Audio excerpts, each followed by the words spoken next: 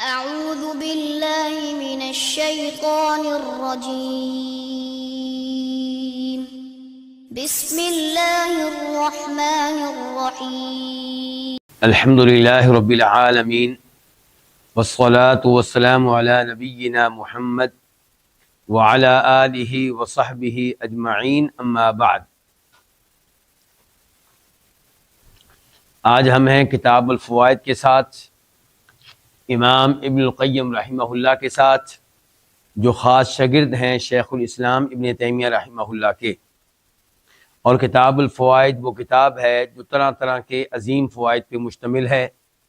کسی فائدے کا تعلق عقیدہ سے ہے، کسی کا تفسیر سے، کسی کا حدیث سے، اور کئی فوائد تزکیہ نفس سے تعلق رکھتے ہیں۔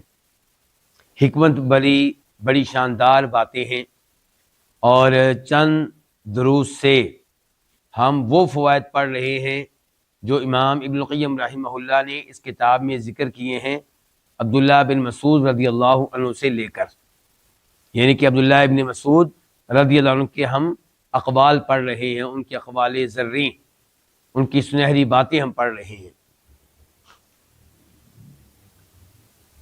تو آج ہم آغاز کریں گے کتاب کے اس ایڈیشن کے مطابق جس کی تحقیق کی ہے شیخ محمد عزیر شمس رحمہ اللہ نے۔ صفحہ نمبر ہے 216 اور کتاب کے دوسرے ایڈیشن کے مطابق صفحہ نمبر ہے 271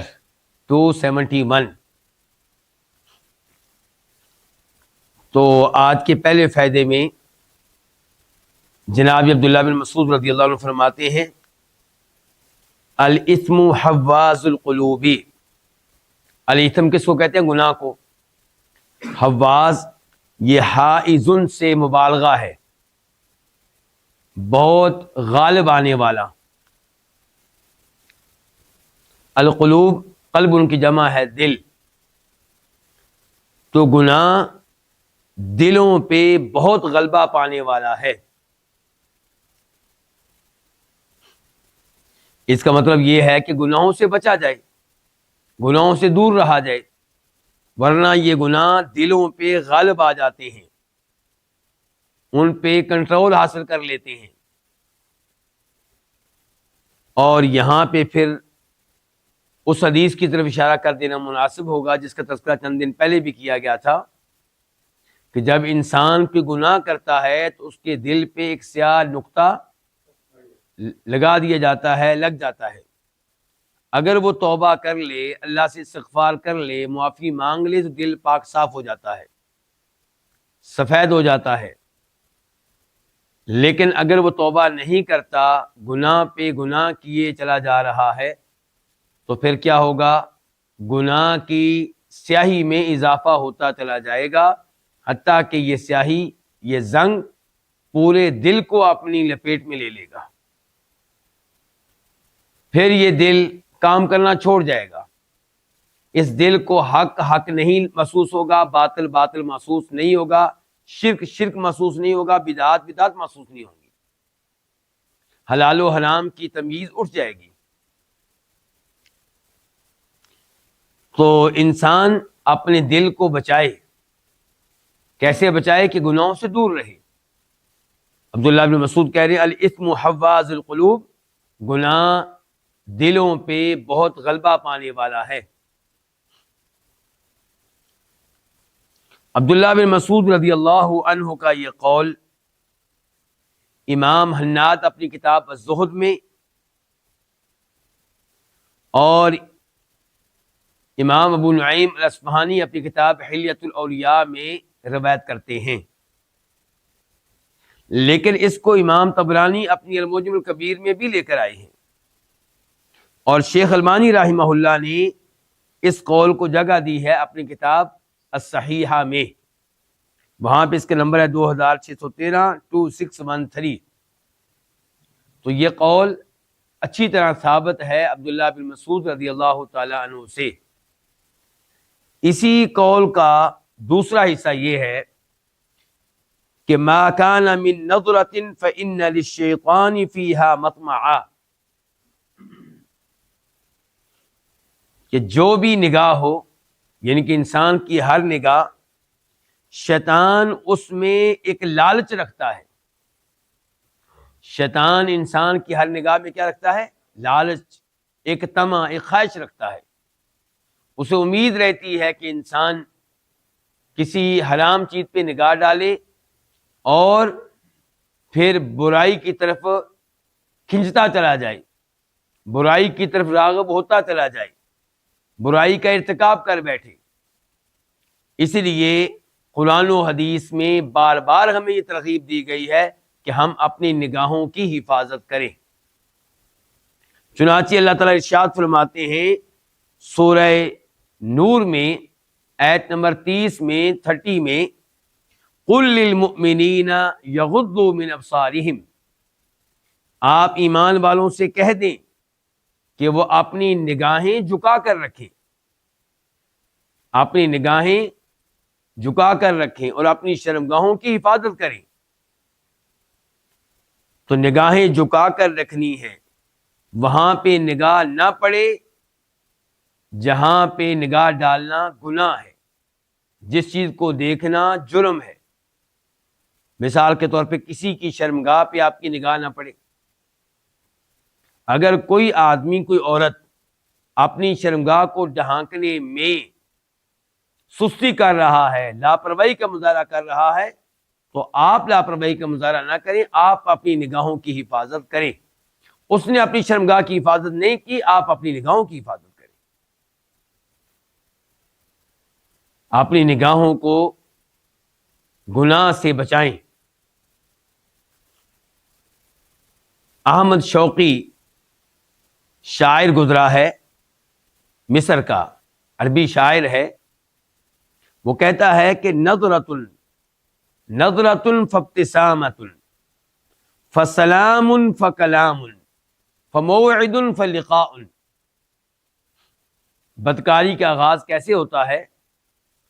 کہتا ہے کہ پہلے نگاہ پڑتی ہے، کسی لڑکی پہ آپ کی نگاہ پڑتی ہے، فابتسامۃ، پھر آپس میں مسکراہٹوں کا تبادلہ ہوتا ہے، فسلام، پھر سلام کیا جاتا ہے، فکلام، پھر گفتگو شروع ہو جاتی ہے، باتیں شروع ہو جاتی ہیں.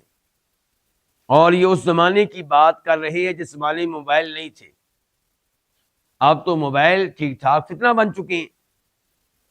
فموعد، گفتگو کے بعد پھر ملاقات کے لیے تاریخ طے ہوتی ہے، فلاں تاریخ کو، فلاں دن، فلاں ٹائم، فلاں جگہ ملیں گے. فلقاء، پھر گناہ پہ مشتمل ملاقات کا آغاز ہو جاتا ہے، جس کا اختتام اللہ تعالیٰ کی ناراضگی پہ ہوتا ہے. تو احمد شوقی نے آغاز کیسے کیا؟ نگاہ سے، کہ اس فتنے کا آغاز کہاں سے ہوتا ہے؟ نگاہ سے ہوتا ہے. تو نگاہوں کی حفاظت کی جائے. اور امام مسلم رحمہ اللہ روایت کرتے ہیں جناب جریر بن عبداللہ البجلی رضی اللہ تعالیٰ عنہ سے، وہ کہتے ہیں کہ میں نے نبی علیہ الصلوۃ والسلام سے سوال کیا اس نگاہ کے بارے میں جو اچانک پڑ جاتی ہے، یعنی کہ اچانک کسی غیر عورت پہ پڑ جاتی ہے، اس عورت پہ جس کی طرف دیکھنا جائز نہیں ہے. فَأَمَرَنِي، تو آپ نے مجھے حکم دیا، ان اصرف بصری، کہ میں اپنی نگاہیں وہاں سے ہٹا لوں. یعنی کہ اچانک نگاہ پڑ گئی ہے تو اب دوسری نگاہ نہ پڑنے دوں. جیسا کہ دوسری حدیث میں آتا ہے، جناب علی سے کہا تھا نبی علیہ الصلوۃ والسلام نے کہ اے علی، ایک نگاہ کے بعد دوسری نگاہ کسی عورت کے اوپر نہ پڑے. پہلی نگاہ جو اچانک پڑ گئی ہے وہ تو تمہیں معاف ہے، دوسری معاف نہیں ہے. یہ حدیث کا مفہوم ہے. اور آپ علیہ السلام فرماتے ہیں اس حدیث میں، جس کو امام بخاری اور امام مسلم دونوں روایت کرتے ہیں، کہ ہر انسان بدکاری میں سے، زنا میں سے کچھ نہ کچھ کر کے رہتا ہے. بدکاری میں سے کسی نہ کسی حصے کا ارتکاب کرتا ہے. چنانچہ آپ فرماتے ہیں کہ آنکھوں کی بدکاری کیا ہے، آنکھوں کا زنا کیا ہے؟ نگاہ ڈالنا۔ زبان کا زنا کیا ہے؟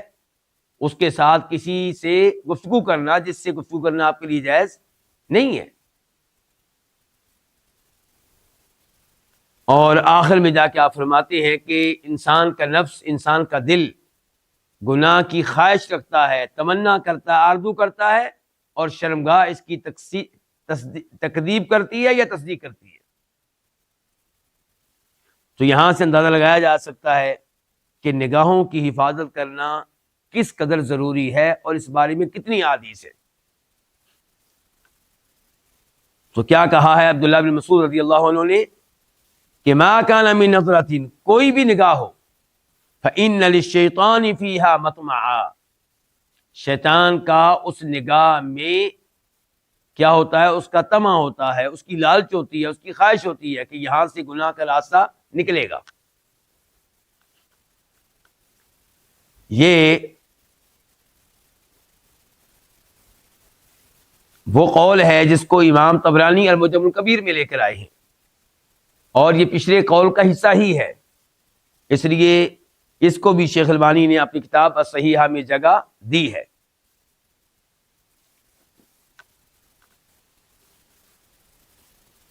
آج کے درس کا فائدہ نمبر 3، قول نمبر 3، اور یہ اقوال ہیں کس صحابی کے؟ جناب عبداللہ بن مسعود رضی اللہ تعالی عنہ کے۔ کہتے ہیں کہ مع کل فرحۃ طرحا وما ملئ بیت حبرۃ الا ملئ عبرۃ۔ فرحہ کس کو کہتے ہیں؟ خوشی کو۔ طرحا غم کو، رنج کو، دکھ کو۔ حبرہ کس کو کہتے ہیں؟ خوشی کو، نعمت کو۔ اور عبرہ کس کو کہتے ہیں؟ آنسو کو۔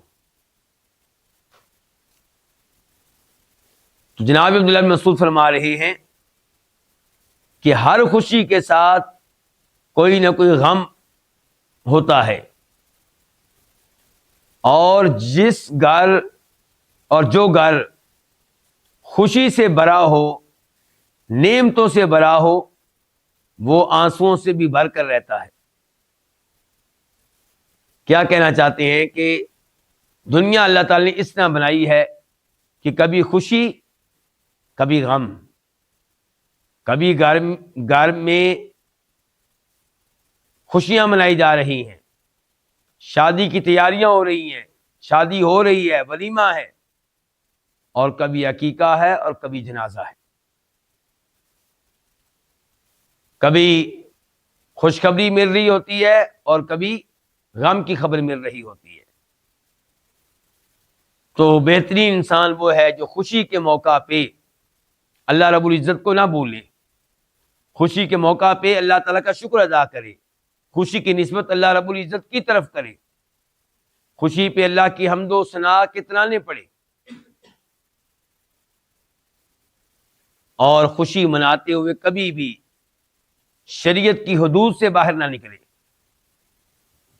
اور جب غم آئے تو تب بھی اللہ رب العزت کو نہ بھولے، غم میں شریعت کی تعلیمات کو مد نظر رکھے۔ ایسا نہ ہو کہ فوتگی ہوئی ہے تو نوحہ کر رہا ہو، رخساروں کو پیٹ رہا ہو، گریبان گلا اپنا پھاڑ رہا ہو، گلا اپنا چاک کر رہا ہو، اور سر کے اوپر مٹی ڈال رہا ہو۔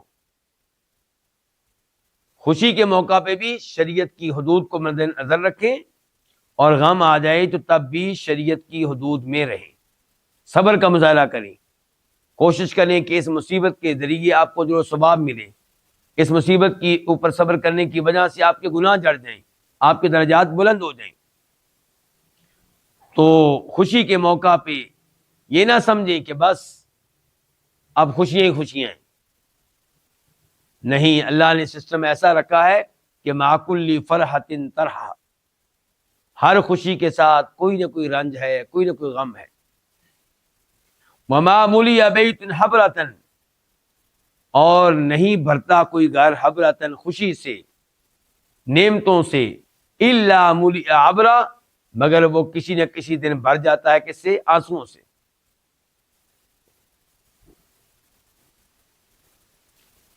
جناب عبداللہ بن مسعود رضی اللہ عنہ کا یہ قول، اسے امام وکیع بن جراح اپنی کتاب الزہد میں لے کر آئے،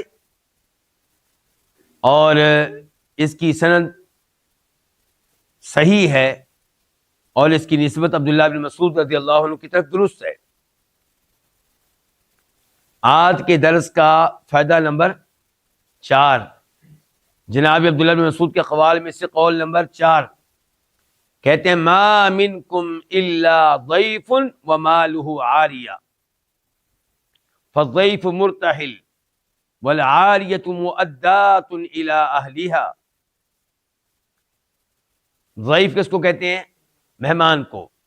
عاریہ عارضی طور پہ لی ہوئی چیز، عارضی طور پہ لی ہوئی چیز جو استعمال کرنے کے بعد آپ واپس کر دیتے ہیں۔ اور مرتحل کوچ کرنے والا ہے، جانے والا ہے۔ تو اس قول میں کہہ رہے ہیں جناب عبداللہ بن مسعود رضی اللہ عنہ، ما منکم، تم میں سے کوئی نہیں ہے الا ضیف، مگر وہ مہمان ہے۔ یعنی کہ ہر انسان کیا ہے دنیا میں؟ مہمان ہے، جانے والا ہے، موت آنے والی ہے، دنیا سے رخصت ہونے والا ہے۔ وما جعلنا لبشر من قبلک الخلد، کوئی ایسا انسان نہیں ہے جس کو اللہ نے دنیا میں ہمیشہ ہمیشہ رکھنا ہو، جو بھی آیا وہ جائے گا۔ تو عبداللہ بن مسعود کہتے ہیں تم میں سے ہر کوئی مہمان ہے، جس نہ کوئی کسی جگہ مہمان جائے تو وہاں پہ ہمیشہ نہیں رہتا، جس کام کے لیے آیا ہے اس کام کے بعد وہاں سے روانہ ہو جاتا ہے۔ تم میں سے ہر کوئی دنیا میں کیا ہے؟ مہمان ہے۔ ومالہ، اور اس کا مال عاریۃ، عارضی طور پہ لی ہوئی چیز ہے۔ یہ گھر آپ کا، یہ گاڑی آپ کی، یہ کاروبار آپ کا، یہ بھی ہمیشہ رہنے والا نہیں ہے آپ کے پاس۔ یہ عارضی طور پہ لی ہوئی چیز ہے۔ اس گھر میں آپ کے پردادا رہتے تھے، پھر آپ کے دادا رہے، پھر آپ کے والد صاحب، آج آپ ہیں، کل آپ کو بیٹا رہے گا، اور پھر پرسوں آپ کا پوتا رہے گا۔ تو پیغام یہ ہے عبداللہ بن مسعود کی طرف سے کہ اس دنیا میں دل نہ لگائیں، تیاری کریں، کیونکہ آپ نے یہاں سے چلے جانا ہے۔ وہاں کے لیے تیاری کریں جہاں پہ آپ کا مستقل ٹھکانہ ہے، قبر کے لیے تیاری کریں، آخرت کے لیے تیاری کریں۔ کہتے ہیں ما منکم الا ضیف، تم میں سے کوئی نہیں ہے مگر وہ ایک مہمان ہے۔ ومالہ، اور اس کا مال کیا ہے؟ عاریۃ، عارضی طور پہ لی ہوئی چیز ہے۔ فالضیف مرتحل، پس مہمان کوچ کر جانے والا ہے، روانہ ہو جانے والا ہے۔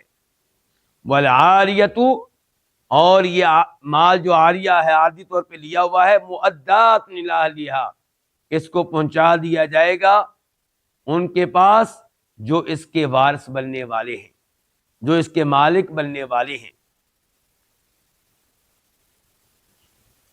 جناب عبداللہ بن مسعود رضی اللہ عنہ کا یہ قول، اسے روایت کیا ہے امام احمد نے اپنی کتاب الزہد میں، اور امام ابو نعیم نے اپنی کتاب حلیۃ الاولیاء میں۔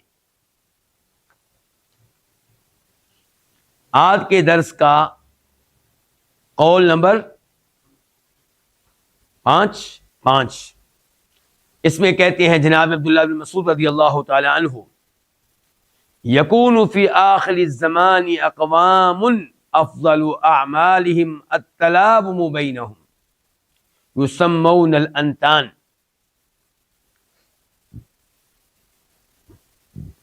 التلابم ایک دوسرے کو ملامت کرنا، یسمون ان کا نام رکھا جائے گا، الانتان اس سے مراد ہیں بدبودار لوگ، برے لوگ، بدبودار لوگ۔ تو فرما رہے ہیں یہاں پہ جناب عبداللہ بن مسعود رضی اللہ تعالی عنہ کہ آخری زمانے میں ایسے لوگ آئیں گے جن کے اعمال میں سے افضل ترین اعمال کیا ہوں گے؟ آپس میں ایک دوسرے کو ملامت کرنا، ان کا نام رکھا جائے گا الانتان، بدبودار لوگ.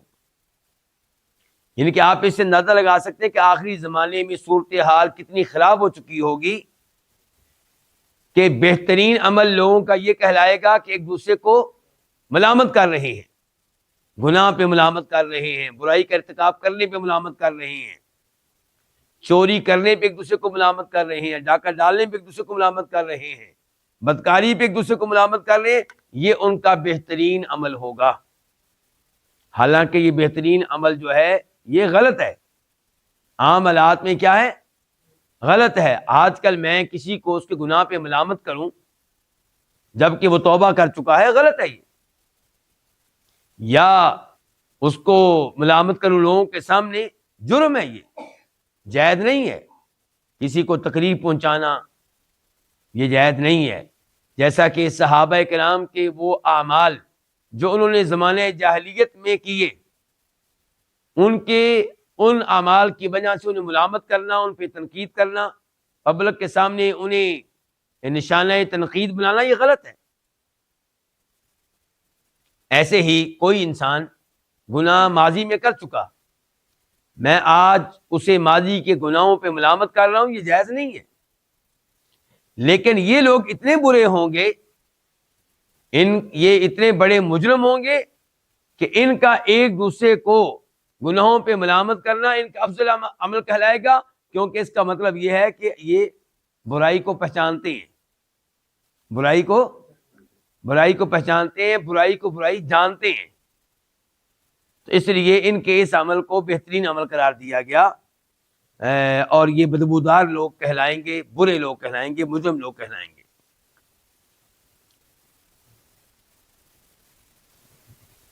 جناب عبداللہ بن مسعود رضی اللہ عنہ کے اقوال میں سے قول نمبر 6، اس میں کہتے ہیں اذا احب الرجل ان ينصف من نفسه فليأتي الى الناس الذي يحب ان يؤتى اليه.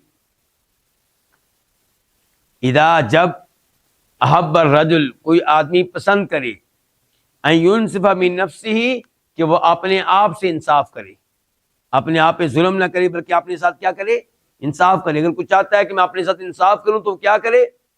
فَلْيَأْتِ إِلَى النَّاسِ، وہ لوگوں سے وہی سلوک کرے، الَّذِي يُحِبُّ أَن يُؤْتَىٰ إِلَيْهِ، جو سلوک وہ چاہتا ہے کہ اس کے ساتھ کیا جائے. اگر آپ چاہتے ہیں کہ آپ اپنے اوپر ظلم نہ کریں، اپنے خلاف گناہ جمع نہ کریں، اور آپ چاہتے ہیں کہ آپ اچھے کام کریں، اپنے ساتھ انصاف کرنا چاہتے ہیں، اپنے آپ کو روز قیامت جہنم کی آگ کا ایندھن نہیں بنانا چاہتے، ان لوگوں میں شامل نہیں ہونا چاہتے جن پہ رب ناراض ہوگا، تو پھر آپ اس اصول کو اپنا لیں، اس ضابطے کو اپنا لیں. وہ کیا؟ کہ آپ لوگوں کے ساتھ وہی سلوک کریں جو آپ چاہتے ہیں کہ لوگ آپ کے ساتھ کریں. کیا آپ چاہتے ہیں کہ کوئی آپ کو دھوکہ دے؟ بے میں گاڑی بیچتے ہوئے آپ چاہتے ہیں کہ کوئی آپ کو دھوکہ دے، تو آپ بھی گاڑی بیچتے ہوئے کسی کو دھوکہ نہ دیں، گاڑی کے سارے عیب اس کے سامنے رکھیں. کیا آپ چاہتے ہیں کہ پلاٹ خریدتے ہوئے، زمین کا ٹکڑا خریدتے ہوئے کوئی آپ کے ساتھ دھوکہ کرے، تو آپ بھی کسی کے ساتھ دھوکہ نہ کریں. کیا آپ چاہتے ہیں کہ آپ کا گھر بنانے والا گھر بنانے کے عمل میں 2 نمبری کرے، مٹیریل گھٹیا قسم کا استعمال کرے، تو آپ بھی کسی کے ساتھ ایسی حرکت نہ کریں. جیسے آپ نہیں چاہتے کہ آپ کو کوئی ایسا دودھ دے جس میں پانی ہو، تو جو کام آپ کر رہے ہیں آپ بھی اس میں کوئی 2 نمبری نہ کریں. آپ بھی وہاں بیٹھ کے لوگوں کو دھوکہ نہ دیں، لوگوں کو اذیت نہ دیں، ان کو تنگ نہ کریں. آپ چاہتے ہیں کہ لوگ آپ کو صحیح مشورہ دیں، جب آپ کسی سے مشورہ کریں تو وہ آپ کو صحیح مشورہ دے، تو جب کوئی آپ سے مشورہ کرے تو آپ بھی اس کو صحیح مشورہ دیں. آپ چاہتے ہیں کہ لوگ آپ کے ساتھ ہمدردی کریں، خیر خواہی کریں، تو آپ بھی لوگوں کے ساتھ ہمدردی کا مظاہرہ کریں، خیر خواہی کے ساتھ ان کے ساتھ معاملہ کریں. تو بڑا عظیم اصول ہے جو بتایا ہے یہاں پہ جناب عبداللہ بن مسعود رضی اللہ تعالیٰ عنہ نے. لیکن یہ اصول انہوں نے لیا ہے کہاں سے؟ نبی علیہ الصلوۃ والسلام سے. آپ اس حدیث پہ غور کریں جسے امام مسلم رحمہ اللہ روایت کرتے ہیں. نمبر ہے 1844 1844. اس لمبی حدیث میں فرماتے ہیں نبی علیہ الصلوۃ والسلام کہ فمن احب ان یزحزح عن النار ویدخل الجنہ، جو یہ چاہتا ہے کہ اسے جہنم کی آگ سے دور کر دیا جائے، بچا لیا جائے اور جنت میں اسے داخلہ ملے، جنت میں اسے جگہ دی جائے، تو وہ کیا کرے؟ اس پہ اس کی موت اس حال میں آئے کہ وہ اللہ پر آخرت پہ ایمان رکھتا ہو. اگر آپ جنت میں جانا چاہتے ہیں، اگر آپ جہنم کی آگ سے بچنا چاہتے ہیں، تو آپ پہ موت آئے اس حال میں کہ آپ صاحب ایمان ہو، اللہ پہ بھی ایمان ہو، آخرت پہ بھی ایمان ہو. اس سے پتہ چلا کہ جنت میں جانا ممکن نہیں ہے اس کے لیے جو اللہ پہ ایمان نہیں رکھتا. جنت میں جانا ممکن نہیں ہے اس کے لیے جو آخرت پہ ایمان نہیں رکھتا. اور اس میں اصل اعتبار کس کا ہے؟ اختتام کا. ایسا نہیں ہونا چاہیے کہ پوری زندگی آپ کا ایمان ہو، آپ آخرت پہ ایمان رکھتے ہو، جبکہ آخری وقت آپ آخرت کا انکار کر جائیں، اللہ کے ساتھ کفر کا ارتکاب کر بیٹھیں. تو اختتام بھی اسی پہ ہونا چاہیے. اسی لیے کہا گیا فلتاتہ منیتہ، موت اس کے پاس اس حال میں آئے کہ وہ اللہ پہ ایمان رکھتا ہو، آخرت پہ ایمان رکھتا ہو. وَلْيَأْتِي لِلنَّاسِ الَّذِي يُحِبُّ أَن يُؤْتَىٰ إِلَيْهِ، اور وہ لوگوں کے ساتھ وہی رویہ اختیار کرے، لوگوں کے ساتھ وہی سلوک کرے جو سلوک وہ چاہتا ہے کہ اس کے ساتھ کیا جائے. تو یہ عظیم اصول ہماری نبی نے دیا ہے علیہ الصلوۃ والسلام. آج کے درس کا فائدہ نمبر 7، اس میں اور جو پچھلا فائدہ تھا اس کو روایت کے امام ابن ابی شیبہ نے اپنی کتاب المصنف میں. اور اب الحق ثقیل مریء والباطل خفیف وبیء رب شہوۃ تورث حزنا طویلا. ثقیل بھاری، مریء خوشگوار راحت دینے والا،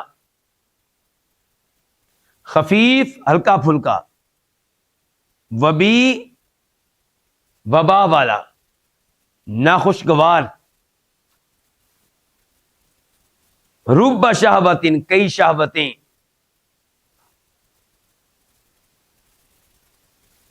اب آسان ترجمہ کرتے ہیں اس قول کا. فرماتے ہیں اس قول میں جناب عبداللہ مسعود رضی اللہ تعالیٰ عنہ کہ الحق ثقیل مریء، حق بھاری ہوتا ہے. حق پہ عمل کرنا آسان نہیں ہوتا. حق پہ عمل کریں گے، توحید پہ چلیں گے، تو کئی رشتہ دار آپ کو چھوڑ جائیں گے، کئی آپ کے مخالف بن جائیں گے. بدعات سے دور رہیں گے، کئی لوگ آپ کے مخالف بن جائیں گے. اور پھر حق کے لیے اٹھنا، لوگوں کو توحید کی دعوت دینا، شرک و بدعات سے منع کرنا، یہ بہت بھاری چیزیں ہیں. مشکلات آتی ہیں، قربانیاں دینی پڑتی ہیں، آزمائشوں کا سامنا کرنا پڑتا ہے. حق بھاری ہے. فجر کی نماز کے لیے اٹھنا سردیوں کی راتوں میں آسان نہیں ہے. ٹھنڈے پانی سے وضو کرنا آسان نہیں ہے. گرمیوں کے موسم میں رمضان کے 30 روزے رکھنا آسان نہیں ہے. اللہ کی خاطر 18 لاکھ روپیہ لگا کر حج کرنا آسان نہیں ہے. 18 لاکھ. تو کیا الحق ثقیل، حق بھاری ہے، مریء، لیکن حق خوشگوار ہے. اس کا انجام بڑا اچھا ہے، اس میں سعادت ملتی ہے، اس میں سکون ملتا ہے، دنیا میں بھی اور آخرت میں بھی. الا بذکر اللہ تطمئن القلوب، اللہ کے ذکر میں، نماز میں، تلاوت میں، اذکار میں دلوں کو اطمینان ملتا ہے، سکون ملتا ہے. تلاوت کے لیے وقت نکالنا آسان نہیں ہے. تفسیر کی کلاس میں بیٹھنا، تلاوت کی کلاس میں بیٹھنا آسان نہیں ہے، لیکن بیٹھ جائیں تو یہ وہ عظیم مجلس ہے کہ جس کو فرشتے اپنے گھیرے میں لے لیتے ہیں، جس مجلس پہ اللہ کی رحمتیں نازل ہوتی ہیں، اللہ کی طرف سے سکینت نازل ہوتی ہے، یہ وہ عظیم لوگ ہیں جن کا تذکرہ خیر اللہ تعالیٰ اپنے مقدس فرشتوں کے سامنے کرتا ہے۔ تو یہ الحق ثقیل مریء، حق بھاری ہے لیکن مریء خوشگوار ہے۔ والباطل خفیف وبیء، اور باطل ہلکا پھلکا ہے لیکن وبیء وبا والا ہے، ناخوشگوار ہے، اس کا انجام اچھا نہیں ہوتا، اس کا انجام بہت برا ہے۔ دنیا میں آپ شرک سے اجتناب نہیں کرتے، کیونکہ آپ دیکھتے ہیں اکثر لوگ شرک کرنے والے ہیں تو آپ ان کے ساتھ ہیں۔ یہ دنیا کے ساتھ چلنا چاہیے جی، ہوا کا رخ دیکھ کر چلنا چاہیے۔ جہاں بدعات کا ارتکاب ہوتا ہے آپ بدعتی بن جاتے ہیں، جہاں شرک کا ارتکاب ہوتا ہے آپ قبر پرست بن جاتے ہیں، جہاں توحید والے بیٹھے ہوتے ہیں وہاں پہ آپ توحیدی بن جاتے ہیں۔ تو یہ اس انداز سے زندگی گزارنا، یہ کیا خفیف، بڑی ہلکی پھلکی زندگی ہے، مشکلات سے محفوظ زندگی ہے، لیکن اس کا انجام بہت برا ہے۔ شرک پہ فوت ہوگا اس پہ جنت حرام ہے، شرک پہ فوت ہوگا ہمیشہ ہمیشہ کے لیے جنت میں جائے گا۔ اور دنیا میں بھی باطل کا انجام اچھا نہیں ہوتا۔ مثال کے طور پہ دنیا میں والدین کی نافرمانی کرنے والا، ان کی بد دعا لینے والا نشانہ عبرت بن جاتا ہے۔ اسی قول کے آخر میں کہہ رہے ہیں جناب عبداللہ بن مسعود رضی اللہ تعالیٰ عنہ، رب شہوۃ، کئی ایسی شہوتیں ہیں، کئی ایسی خواہشات ہیں، تورث حزنا طویلا، جو سبب بنتی ہیں طویل غم کا، لمبے غم کا۔ یعنی کہ آپ بسا اوقات ایسی اپنی خواہش پوری کرتے ہیں جو ایسا غم لے کر آتی ہے جو ایک دن کے لیے نہیں ہوتا، بلکہ وہ غم بڑا طویل ہوتا ہے۔ مثال کے طور پہ آپ نے اپنی گندی خواہش کو پورا کرنے کے لیے کسی لڑکی کو اغوا کر لیا اور اس کے ساتھ اپنی خواہش پوری کر لی۔ اب کیا ہوگا؟ اب آپ پکڑے گئے، یا حمل ٹھہر گیا، یا آپ پہ اسلامی حد قائم کر دی گئی، یا آپ کو جیل میں ڈال دیا گیا، تو ہر شکل میں انجام بہت برا ہے۔ جیل میں ڈال دیے گئے، مثال کے طور پہ آپ اس لڑکی کو بعد میں قتل کرنے پہ مجبور ہو گئے تاکہ میرا راز نہ نکلے۔ اب آپ جیل میں ہیں 10 سال کے لیے، 15 سال کے لیے، 30 سال کے لیے، 40 سال کے لیے، 50 سال کے لیے۔ تو اس لیے انسان کو خواہشات کے پیچھے نہیں بھاگنا چاہیے، شریعت کے احکام کی پابندی کرنی چاہیے، اپنے آپ کو ان خواہشات سے بچا کے رکھنا چاہیے جن خواہشات کو پورا کرنا اس کے لیے طویل غم کا باعث بن سکتا ہے۔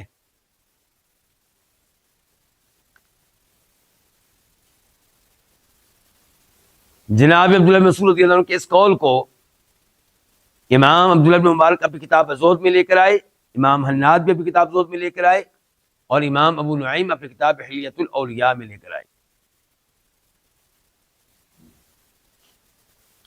جناب عبداللہ بن مسعود رضی اللہ عنہ کا قول نمبر 8، آج کے ان کے قوال میں سے قول نمبر 8، کہتے ہیں ما علی وجہ الارض شیء احبد الی طول سدن من لسان، روئے زمین پہ کوئی ایسی چیز نہیں ہے جسے زبان سے بڑھ کر طویل عرصے تک قید کرنے کی ضرورت ہو۔ زبان وہ چیز ہے جس کو قید کر کے رکھنا چاہیے۔ سارا دن بولتے رہنا کوئی خوبی نہیں ہے، لوگوں کی باتوں میں نہ آیا کریں۔ لوگ تو آپ کو کہتے ہیں جناب آپ کی مجلس میں بڑا مزہ آتا ہے، آپ کی مجلس میں انسان اپنے غم بھول جاتا ہے۔ کیوں؟ کیونکہ وہ ہنساتا ہے، جھوٹے لطیفے سناتا ہے، گفتگو کرتے ہوئے کبھی اس کے اوپر تنقید، کبھی اس کے اوپر تنقید، کبھی اس کے اوپر تہمت، کبھی اس کے اوپر تہمت، کبھی اس کی چغلی، کبھی اس کی چغلی. تو یہ چیز انسان کے لیے تباہی کا باعث ہے، بربادی کا باعث ہے. اس لیے جناب عبداللہ بن مسعود فرما رہے ہیں کہ سب سے زیادہ جس کو قید کرنے کی ضرورت ہے وہ آپ کی زبان ہے. قید کریں گے تو کیا ہوگا؟ زبان کیا رہے گی؟ خاموش. یہ وہ کہنا چاہتے ہیں، چپ رہا کریں، خاموش رہا کریں. ہاں جب بولنا ہو تو اچھی بات کہیں، توحید کے بارے میں گفتگو کریں، شرک و بدعات کے خلاف گفتگو کریں، قرآن کریم کی تفسیر کے بارے میں گفتگو کریں، احادیث کے بارے میں گفتگو کریں. فرماتے ہیں نبی علیہ الصلوۃ والسلام، من کان یؤمن باللہ والیوم الآخر فلیقل خیرا او لیصمت.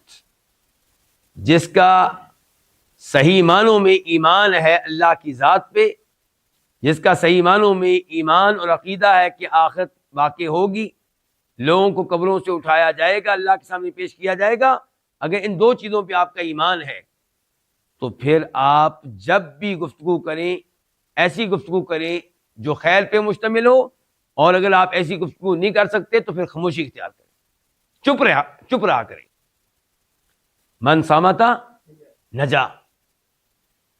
جو خاموش رہے گا وہ کئی طرح کی مصیبتوں سے بچے گا، دنیا کی مصیبتوں سے بھی، آخرت کی مصیبت سے. اور صحیح حدیث ہے بخاری شریف کی جس میں فرماتے ہیں نبی کریم صلی اللہ علیہ وسلم، من یضمن لی ما بین لحییہ وما بین رجلیہ اضمن لہ الجنہ. جو مجھے یہ گارنٹی دے دے کہ وہ اپنے جسم کے اس عضو کا، اس پارٹ کا صحیح استعمال کرے گا جو اس کے دو جبڑوں کے مابین واقع ہے، وہ کیا جی؟ زبان. اور اپنے اس عضو کا، اس پارٹ کا صحیح استعمال کرے گا جو دو ٹانگوں کے درمیان میں، وہ کیا؟ شرمگاہ. تو فرمایا میں اس کو گارنٹی دیتا ہوں جنت کی.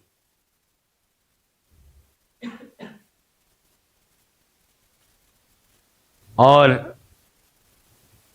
جناب معاذ بن جبل سے کہا تھا نبی علیہ الصلوۃ والسلام نے کہ اگر نجات چاہتے ہیں تو اپنی زبان پہ کیا رکھیں؟ کنٹرول رکھیں.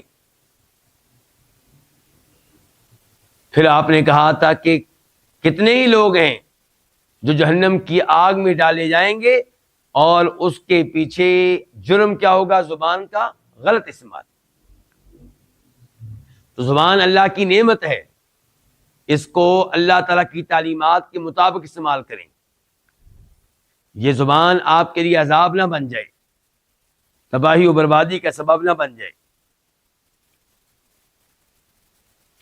زبان سے کہیں کلمہ کفر نہ نکل جائے، زبان سے کہیں کلمہ شرک نہ نکل جائے. ایسا نہ ہو کہ زبان سے آپ کہتے رہیں یا علی مدد، یا رسول اللہ مدد، یا شیخ عبدالقادر جیلانی شیئا للہ، اور یہ کلمات آپ کی تباہی و بربادی کا باعث بن جائیں.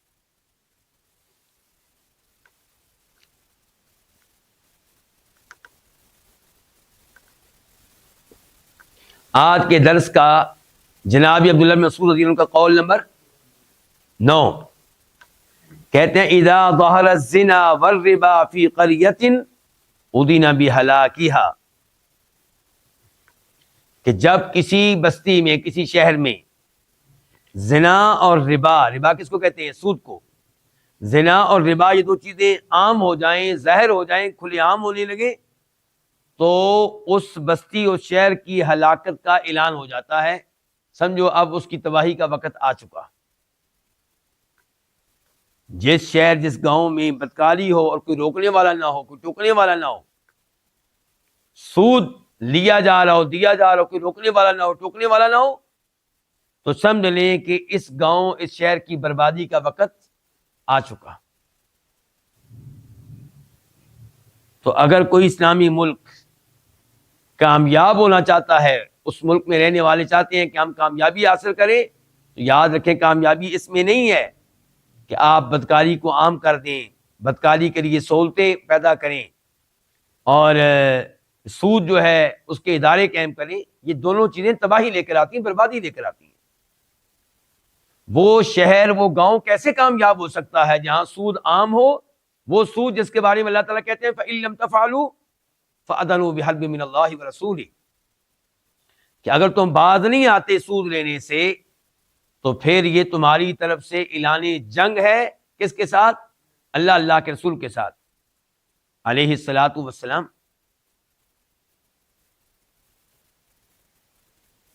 اور زنا کے بارے میں احادیث ہم پڑھ چکے ہیں کہ اللہ کو بڑی غیرت آتی ہے جب اللہ کا کوئی بندہ، اللہ کی کوئی بندی اس گناہ کا ارتکاب کرتے ہیں۔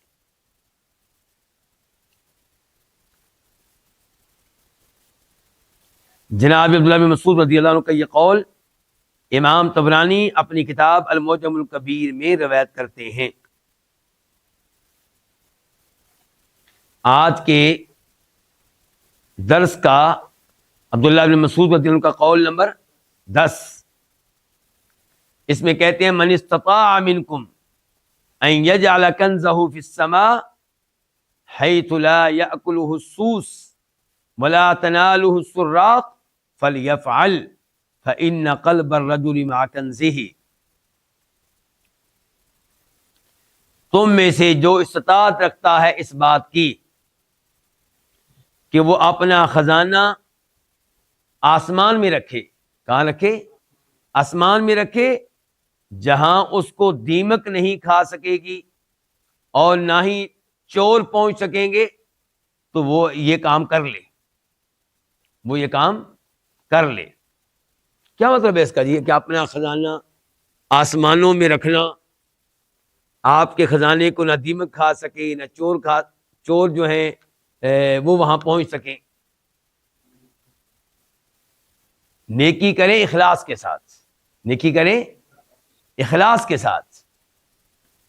نیکی کیا کہتے ہیں؟ نیکی کر دریا میں ڈال، یعنی کہ نیکی کریں اور اللہ تعالی کی خاطر کریں۔ ایسا نہ ہو کہ اس میں ریاکاری ہو اور ریاکاری آپ کے اعمال کو تباہ و برباد کر دے۔ نیکی کریں اور اسے آسمانوں تک پہنچا دیں، اللہ تعالیٰ کے پاس پہنچا دیں، نہ اس کو کوئی دیمک کھا سکے، نہ چور وہاں پہنچ سکے۔ السراق سارق کی جمع ہے، چور۔ فإن قلب الرجل مع کنزہ، یقیناً آدمی کا دل اپنے خزانے کے ساتھ ہوتا ہے، انسان کا دل لگا رہتا ہے اپنے خزانے کے ساتھ۔ ان کے اس قول کو روایت کی امام ابن شیبہ نے اپنی کتاب مصنف میں، امام ابو داؤد نے اپنی کتاب الزہد میں، امام ابو نعیم نے اپنی کتاب حلیۃ الاولیاء میں۔ آج کے درس کا ان کا قول نمبر 11، کہتے ہیں لا یقلدن احدکم دینہ رجلا فإن آمن آمن وإن کفر کفر وإن كنتم لا بد مقتدین فاقتدوا بالمیت فإن الحی لا تؤمن علیہ الفتنہ۔ کہتے ہیں جناب عبداللہ بن مسعود رضی اللہ عنہ لا یقلدن، تم میں سے ہرگز کوئی تقلید نہ کرے، تم میں سے کوئی ہرگز تقلید نہ کرے دین ہو اپنے دین میں، کس کی؟ کسی آدمی کی۔ دین میں کسی بھی آدمی کی تقلید نہ کریں، بلکہ اللہ کی اطاعت کریں، اللہ کے رسول صلی اللہ علیہ وسلم کی اطاعت کریں اور اللہ کے رسول کی اتباع کریں، آپ کے نقش قدم پہ چلیں، بعد میں آنے والے کسی آدمی کا مقلد نہ بنے۔ فرمایا تم میں سے کوئی بھی اپنے دین کو تم میں سے کوئی بھی کسی آدمی کی تقلید نہ کرے دین ہو اپنے دین کے معاملے میں، یعنی کہ ایسا نہ ہو کہ فإن آمن آمن، اگر وہ ایمان لائے تو یہ ایمان لے آئے، وإن کفر کفر، اگر وہ کفر کرے تو یہ بھی کفر کر ڈالے۔ جی یہ ہمارے گاؤں کے چودھری صاحب ہیں، اگر یہ مسلمان ہو گئے تو ہم بھی ہو جائیں گے، اگر انہوں نے اسلام چھوڑ دیا ہم بھی چھوڑ دیں گے۔ یہ ہمارے گاؤں کے، ہمارے خاندان کے بڑے ہیں جی، اگر انہوں نے شرک و بدعات کو چھوڑ دیا، جس چیز کو آپ شرک و بدعات کہتے ہیں اگر انہوں نے چھوڑ دیا تو ہم بھی چھوڑ دیں گے، اور اگر انہوں نے اس کو اپنائے رکھا تو یہ ہمارے بڑے ہیں، ہم بھی ان کے ساتھ ہیں۔ تو یہ کوئی دین نہیں ہے، یہ کوئی دین نہیں ہے۔ وَإِن كُنتُمْ لَا بُدَّ مُقْتَدِينَ، اور اگر تم لازمی طور پہ اقتداء کرنے والے ہو، پیروی کرنے والے ہو کسی کی، فَاقْتَدُوا بِالْمَيِّتِ، تو کس کی اقتداء کرو، کس کی پیروی کرو؟ کسی مردہ کی، زندہ کی نہیں۔ فَإِنَّ الْحَيَّ لَا تُؤْمَنُ عَلَيْهِ الْفِتْنَةُ، کیونکہ زندہ جو ہے اس کے بارے میں فتنے سے بے خوف نہیں ہوا جا سکتا، یعنی کہ زندہ آدمی خود فتنے میں مبتلا ہو سکتا ہے، معلوم نہیں کہ یہ اسلام پہ فوت ہوگا کہ کفر پہ فوت ہوگا، توحید پہ فوت ہوگا کہ شرک پہ فوت ہوگا، سنت پہ فوت ہوگا کہ بدعت پہ فوت ہوگا۔ جو آج توحید کا امام ہے، ہو سکتا ہے جب فوت ہو تو مرتد ہو چکا ہو۔ انما الاعمال بالخواتیم، اصل پتہ چلتا ہے کہ انسان کا خاتمہ کس عمل پہ ہوتا ہے، توحید کے اوپر ہوتا ہے کہ شرک کے اوپر ہوتا ہے۔ کتنے ہی لوگ ہیں جنہوں نے مرتے وقت کیا کیا؟ کفر اختیار کر لیا، عیسائی بن گئے، قادیانی بن گئے، رافضی بن گئے، موت توحید کے اوپر نہ آئی، سنت کے اوپر نہ آئی، دوسرے عقیدے پہ نہ آئی۔ تو آپ کسی زندہ شخص کے حوالے کیوں کر سکتے ہیں اپنا دین؟ معلوم نہیں اس کا آخری انجام کیا ہوگا۔ تو اس لیے اگر آپ نے کسی کو اپنا پیشوا ماننا ہے، مقتدا ماننا ہے، لیڈر ماننا ہے، تو اس کو مانے جو فوت ہو چکا ہے اور آپ کو پتا ہے کہ خیر کے اوپر فوت ہوا تھا، حق کے اوپر فوت ہوا تھا، توحید کے اوپر فوت ہوا تھا، شرک و بدعات کے اوپر فوت نہیں ہوا۔ اگر آپ کسی زندہ کو اپنا ایسا امام بنانے لگے ہیں کہ آپ اس کی تقلید کریں گے، تو اس زندہ کے بارے میں معلوم نہیں ہے نہ اس کو نہ آپ کو کہ اس کا انجام کیا ہوگا، اس کا اختتام کس حالت کے اوپر ہوگا۔ تو آپ کیسے اپنا دین اس کے حوالے کر سکتے ہیں؟ آپ کیسے اپنا دین اس کے سپرد کر سکتے ہیں؟ تو اس چیز سے بچیں کہ آپ اپنا دین کسی زندہ شخص کے حوالے کریں۔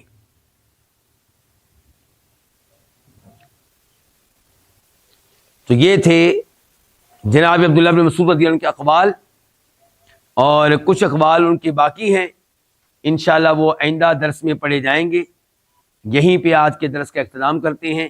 اللہ رب العزت سے دعا کرتے ہیں کہ اللہ تعالیٰ ہمیں ان کے ان عظیم اقوال سے، شاندار اقوال سے فائدہ اٹھانے کی توفیق بخشے۔ وصلی اللہ تعالی علی نبینا محمد وعلی آلہ وصحبہ اجمعین۔